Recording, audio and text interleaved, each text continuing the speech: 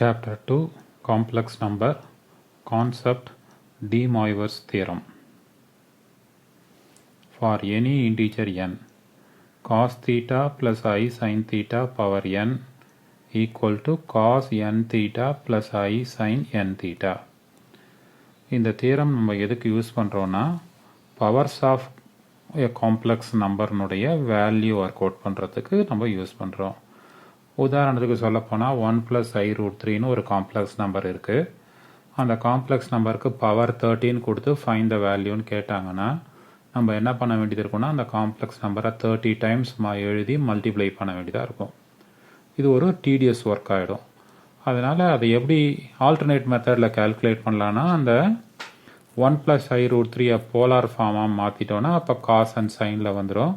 அப்போ பவர் 30 அப்படிங்கிறத என்ன பண்ணலாம் அப்படின்னு பார்த்தீங்கன்னா அந்த 30ன்றத அந்த காஸ் சைனில் இருக்கிற ஆங்கிளோட 30 மல்டிப்ளை பண்ணிட்டீங்கன்னா அதுக்கு ஈக்குவலண்ட்டான வேல்யூவாக வந்துடும். அதனால் நம்ம போலார் ஃபார்மில் இருக்கிறதுனுடைய பவருக்கு வேல்யூ எப்படி ஒர்க் அவுட் பண்ணணும் அப்படின்னா அந்த பவரை ஆர்கியூமெண்ட்டோட மல்டிப்ளை பண்ணோன்னா அந்த பவர் ஆஃப் த காம்ப்ளெக்ஸ் நம்பரோட வேல்யூ வந்துடும். இதிலேருந்து நான் என்ன பண்ணுறேன் அப்படின்னு பார்த்தீங்கன்னா பவர்ஸ்லேயோ அல்லது இமேஜினரி பார்ட்லேயோ சயின்ஸில் வித்தியாசம் வந்தால் எப்படி ஒர்க் அவுட் பண்ணுறதுன்னு அப்சர்வ் பண்ணி வச்சுக்கிறேன். நம்பர் 1 என்ன அப்படின்னு பார்த்தீங்கன்னா cos theta plus i sine theta power minus என்னன்னு வந்தால் அப்போ அது எப்படி எழுதுறது அப்படின்னா அந்த பவரில் இருக்கிற மைனஸ் சைனை இமேஜினரி பார்ட்டோட மல்டிப்ளை பண்ணிவிட்டு பேலன்ஸ் இருக்கிற அந்த நியூமரிக்கல் வேல்யூவை ஆர்கியூமெண்ட்டோட மல்டிப்ளை பண்ணி எழுதிடணும். அதுதான் என்னென்னு எழுதியிருக்கோம்னா காஸ் என் தீட்டா மைனஸ் ஐ சைன் என் தீட்டான்னு எழுதியிருக்கோம். நம்பர் 2 காஸ் தீட்டா மைனஸ் ஐ சைன் தீட்டா பவர் என்னன்னு வந்திருந்தா இப்போ பவரில் என் வந்து பாசிட்டிவ்னு சொல்லி கொடுத்துருக்குறான். அதனால் அந்த எண்ணை டைரெக்டாக அந்த ஆர்கியூமெண்ட்டோட மல்டிப்ளை பண்ணி எழுதிடுறேன். காஸ் என் தீட்டா மைனஸ் ஐ சைன் என் தீட்டாவுக்கு ஈக்குவலாக இருக்கும். காஸ் தீட்டா மைனஸ் ஐ sine theta power minus n அந்த பவரில் வர மைனஸை இமேஜினரி பார்ட்டோட மல்டிப்ளை பண்ணி ப்ளஸ்ன்னு மாற்றிட்டேன். பேலன்ஸ் இருக்கிற நியூமரிக்கல் வேல்யூவை ஆர்கியூமெண்ட்டோட மல்டிப்ளை பண்ணி என் தீட்டான்னு மாற்றிட்டேன். நம்பர் 4 சைன் தீட்டா ப்ளஸ் ஐ காஸ் தீட்டான்னு கொடுத்துருந்தாங்கன்னா அதை எப்படி எழுதலாம்னா ஐ இன்ட்டு காஸ் தீட்டா மைனஸ் ஐ சைன் தீட்டான்னு எழுதிக்கலாம். டிமாயர் சேரத்தில் நம்ம முதல் பார்ட் என்ன பார்த்தோம்னா n வந்து எனி இன்டிஜர், அது பாசிட்டிவ் இன்டிஜராக இருக்கலாம், நெகட்டிவ் இன்டிஜராக இருக்கலாம், ஜீரோவாக இருக்கலாம். அப்படி மல்டிபிள் இருக்கும்போது அந்த பவருக்கு ஒர்க் அவுட் பண்ணும்போது நமக்கு என்ன கிடைக்குதுன்னா ஒரே ஒரு காம்ப்ளெக்ஸ் நம்பர் தான் ரிசல்ட்டாக வரும். இது இன்டிஜருக்கு மட்டும் தான் ஒர்க் பண்ண முடியுமான்னு கேட்டால் இல்லை ரேஷனலுக்கும் ஒர்க் அவுட் பண்ணலாம். சப்போஸ் அந்த பவர் வந்து ரேஷனலாக இருந்தால் இங்கே நான் ரேஷனல் வேல்யூவை எக்ஸ்ன்னு எடுத்துக்கிறேன். If X is a rational then cos x theta plus I sin x theta is one of the value of cos theta plus I sin theta power x. So இங்கேயும் அதே procedure தான் apply பண்ணியிருக்கோம். அப்படி procedure apply பண்ணால் எக்ஸாக்டாக அந்த ஒரு value மட்டும் அந்த காம்ப்ளெக்ஸ் நம்பருக்கு ஆன்சராக இருக்காது. அந்த மாதிரி வரக்கூடிய ஆன்சரில் இதுக்கு அந்த மாதிரி அப்ளை பண்ணும்போது நிறைய ஆன்சர்ஸ் மோர் தென் ஒன் ஆன்சர்ஸ் வரும். அந்த மோர் தென் ஒன் ஆன்சர்ஸில் இந்த cos x theta plus i sine X தீட்டாங்கிறது ஒரு ஆன்சராக இருக்கும். அதனால இங்கே நல்லா நோட் பண்ணி வச்சுக்க வேண்டிய விஷயம் என்ன அப்படின்னா எக்ஸ் வந்து ரேஷனல் நம்பர்னு சொல்லும்போது cos theta plus i sine தீட்டான்றது எது not equal to cos x theta plus i sine x theta எக்ஸாக்டாக அதுக்கு ஈக்குவலாக இருக்காது. இந்த வேல்யூ அது வர ஆன்சரில் ஒன் ஆஃப் த ஆன்சராக தான் இருக்கும். nth root of a complex number. Okay, ஒரு காம்ப்ளெக்ஸ் நம்பர் கொடுத்துட்டு அதுக்கு nth root கால்குலேட் பண்ண சொன்னால் என்ன பண்ணுறது? ஃபார் எக்ஸாம்பிள் இசட்ரா காம்ப்ளெக்ஸ் நம்பர் கொடுத்துருக்காங்க. நமக்கு என்னன்னு கொடுத்துருக்காங்கன்னா r into cos theta plus i sine தீட்டான்னு கொடுத்துருக்காங்க. இந்த எப்படி கூட எழுதிக்கலாம் அப்படின்னா r into cos of theta plus 2k pi plus i sine of theta plus 2k பைன்னு எழுதிக்கலாம். k belongs to integer. இதுக்கு வந்து நான் taking nth root on both side ரெண்டு பக்கமும் பவர் 1/n ரைஸ் பண்ணிக்கிறேன். அப்போ ரைட் சைடில் நம்ம என்னன்னு எழுதலாம்னா r பவர் 1/n அதாவது nth root of r into cos theta plus 2k pi plus I sin theta plus 2k pi power 1 by n அப்படின்னு எழுதிடலாம். ஸோ இதில் இந்த cos and sin இருக்கிற பார்ட்டில் வந்து டி மாய்வர் தியரம் அப்ளை பண்ணுறேன். D Moivre theorem என்ன சொல்லியிருக்கோன்னா பவரில் இருக்கிறத ஆங்கிளோட மல்டிப்ளை பண்ணிக்கணும். இங்கே 1 by nன்றதுனால theta plus 2k pi divided by n வந்துடும்.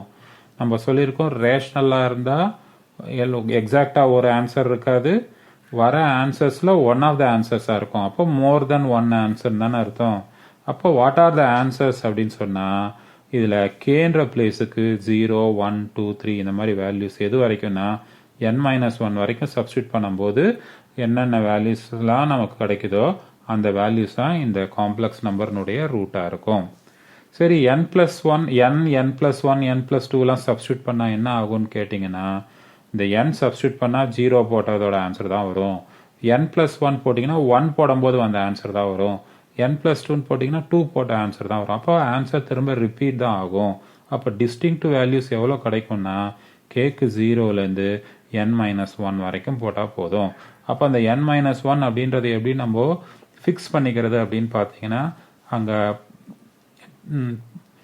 டிமோவைஸ் தியரம் அப்ளை பண்ணுறதுக்கு முன்னாடி பவர் நம்ம என்னென்னு வச்சுருந்தோம் 1 by n, அந்த ஃப்ராக்ஷனில் டினாமினேட்டர் n. இப்போ k வேல்யூ நம்ம சொல்லியிருக்கிறது என்ன சொல்லியிருக்கோம்னா அந்த n வேல்யூக்கு முன்னாடி வேல்யூ அதனுடைய ப்ரீவியஸ் வேல்யூவில் ஸ்டாப் பண்ணிடணும்னு தெரிஞ்சுக்கு. இதையே எப்படி எழுதலாம்னா இந்த காஸ் ப்ளஸ் ஐ சைனை ஃபுல்லாக லென்த்தியாக எழுதுறதுக்கு கஷ்டமாக்கட்டோம்னா ஷார்ட்டாக எப்படி எழுதலாம்னா சிஸ்ன்னு வச்சு எழுதலாம். இல்லைனா ஆயிலர் ஃபார்முலா யூஸ் பண்ணி அந்த சிஸ்ஸுக்கு பதிலாக இ பவர் ஐன்னு போட்டும் எழுதிக்கலாம்.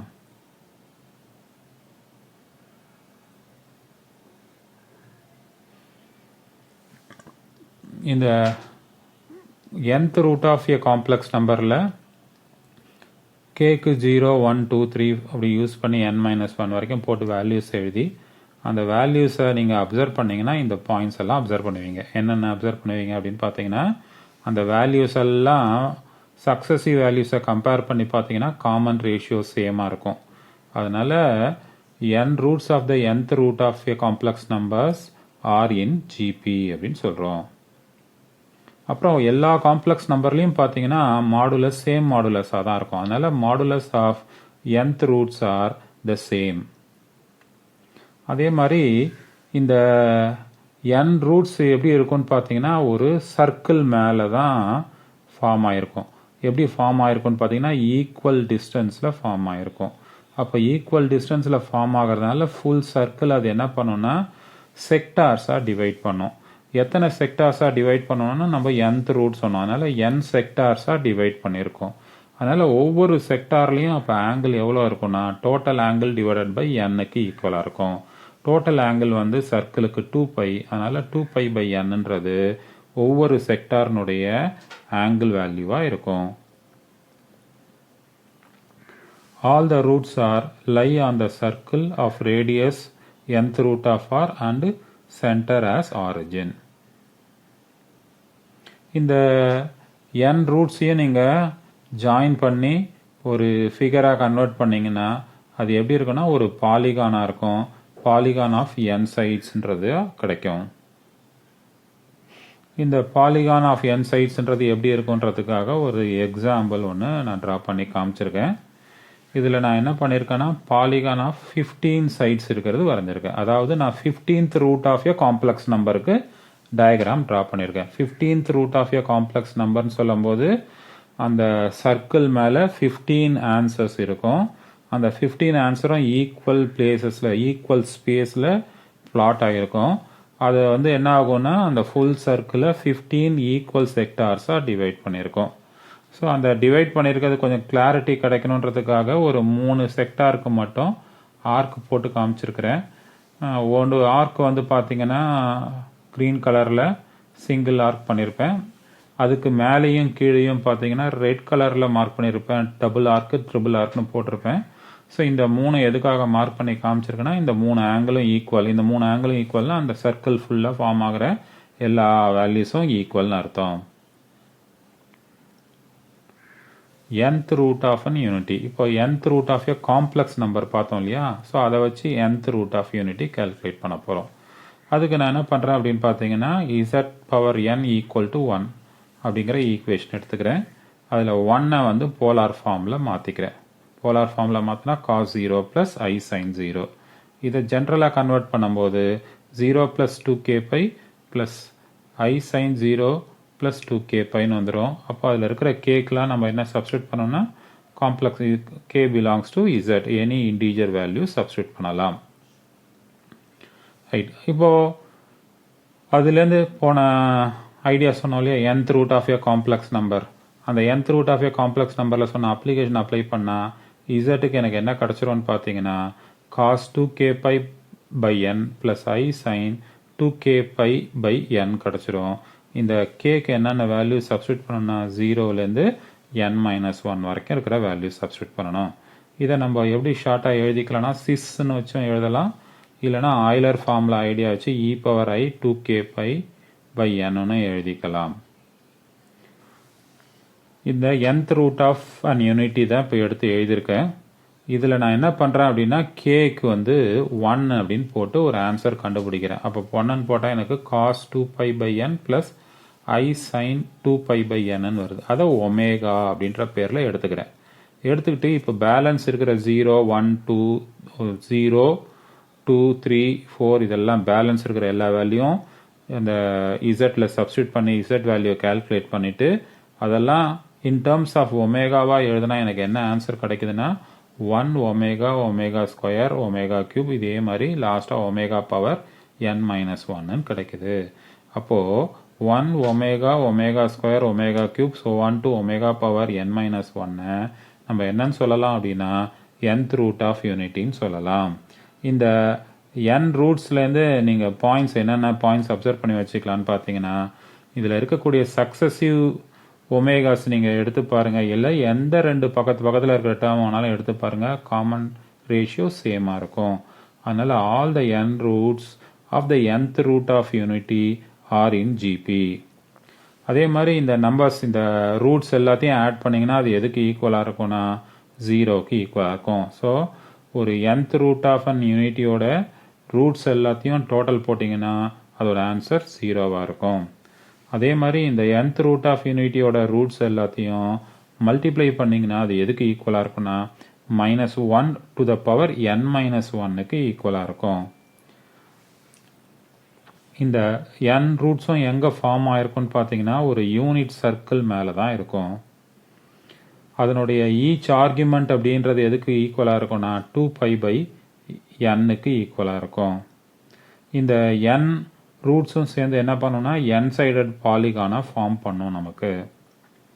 இந்த ஒமேகா பவர் n-kவை எப்படி எழுதலாம்னா ஒமேகா பவர் -kன்னு எழுதலாம். ஒமேகா பவர் -kவை எப்படி எழுதலாம்னா ஒமேகா பார் பவர் kன்னு எழுதிக்கலாம். சில ஸ்டாண்டர்ட் வேல்யூஸுக்கு வந்து நம்ம போலார் ஃபார்ம் ஞாபகம் வச்சுருந்தோம்னா டைரெக்டாக நம்ம ப்ராப்ளத்தில் ஒர்க் அவுட் பண்ணுறதுக்கு ஈஸியாக இருக்கும். அதனால் ஒரு 4 காம்ப்ளெக்ஸ் நம்பர்னுடைய ஸ்டாண்டர்ட் ஃபார்ம் ஞாபகம் வச்சுப்போம். என்னன்னா 1 I -1 அண்டு -iக்கு 1 அப்படின்றது போலார் ஃபார்மில் cos 0 plus I sin 0. அதுவே I அப்படின்னு சொன்னோன்னா cos pi by 2 plus I sin pi by 2. -1 அப்படின்னு சொன்னோன்னா cos pi plus I sin pi. -iன்னு சொன்னோன்னா cos -pi by 2 plus I sin -pi by 2. ஒரு காம்ப்ளெக்ஸ் நம்பரை அதனுடைய பொசிஷன்லேருந்து ஒரு θ டிகிரி ரொட்டேட் பண்ணும்போது ஒரு நியூ பொசிஷனுக்கு போகும். அந்த நியூ பொசிஷனுடைய காம்ப்ளெக்ஸ் நம்பரை எப்படி கண்டுபிடிக்கலாம்னா அதனுடைய இனிஷியல் பொசிஷனில் இருந்த காம்ப்ளெக்ஸ் நம்பரையும் அது ரொட்டேட் ஆன ஆங்கிளை e power I theta rotate ஆகிற ஆங்குலர் தீட்டான்னு எடுத்துக்கிட்டிங்கன்னா e பவர் I தீட்டாவையும் மல்டிப்ளை பண்ணிங்கன்னா வந்துடும். அந்த ரொட்டேஷன் வேல்யூவோட போலார் ஃபார்மை அந்த காம்ப்ளெக்ஸ் நம்பரோட மல்டிப்ளை பண்ணால் நமக்கு அந்த நியூ பொசிஷன் கிடச்சிரும். ஸோ அது கொஞ்சம் புரிஞ்சுக்கிறதுக்கு கிளாரிட்டி வேணுங்கிறதுனால பக்கத்தில் டயக்ராம் போட்டிருக்கேன். ஸோ இந்த டயக்ராமில் Z அப்படின்றது இனிஷியலாக ஏன்ற பாயிண்டில் இருக்குது. அதான் இசட்டுங்கிற காம்ப்ளெக்ஸ் நம்பர். இந்த இசட்டுங்கிற காம்ப்ளெக்ஸ் நம்பரை நான் எவ்வளோ ரொட்டேட் பண்ண போகிறேன்னா தீட்டா ரேடியன் ரொட்டேட் பண்ணுறேன். தீட்டா ரேடியன் ரொட்டேட் பண்ணுறேன். அப்படி தீட்டா ரேடியன் ரொட்டேட் பண்ணும்போது பின்ற பொசிஷனுக்கு வந்துடும். அந்த பின்ற பொசிஷனில் என்ன காம்ப்ளெக்ஸ் நம்பர் இருக்கும்னு வேல்யூ கண்டுபிடிக்கணும்னா என்ன பண்ணால் போதும்னா இனிஷியல் காம்ப்ளெக்ஸ் நம்பர், அதாவது இசட்டுங்கிற காம்ப்ளெக்ஸ் நம்பரை இ பவர் ஐ தீட்டாவால் மல்டிப்ளை பண்ணும்போது கிடைக்கிற ஆன்சர் தான் என்னவா இருக்கும்னா அந்த நியூ பொசிஷனில் வரக்கூடிய காம்ப்ளெக்ஸ் நம்பர் வேல்யூவாக இருக்கும். அதனால ஒரு காம்ப்ளெக்ஸ் நம்பர் கொடுத்துட்டு அது ரொட்டேட் எவ்வளோ டிகிரி ரொட்டேட் ஆகுது அல்லது எவ்வளோ ரேடியன் ரொட்டேட் ஆகுதுன்னு கொடுத்துட்டு நியூ பொசிஷனோட காம்ப்ளெக்ஸ் நம்பர் வேல்யூ கால்குலேட் பண்ண சொன்னாங்கன்னா நம்ம என்னன்னு ஃபார்முலா எடுத்துக்கணும்னா z into e power i தீட்டான்றத ஃபார்முலாவாக வச்சு நம்ம அந்த நியூ பொசிஷன்ஸ் எல்லாத்தையும் ஒர்க் அவுட் பண்ணிடலாம்.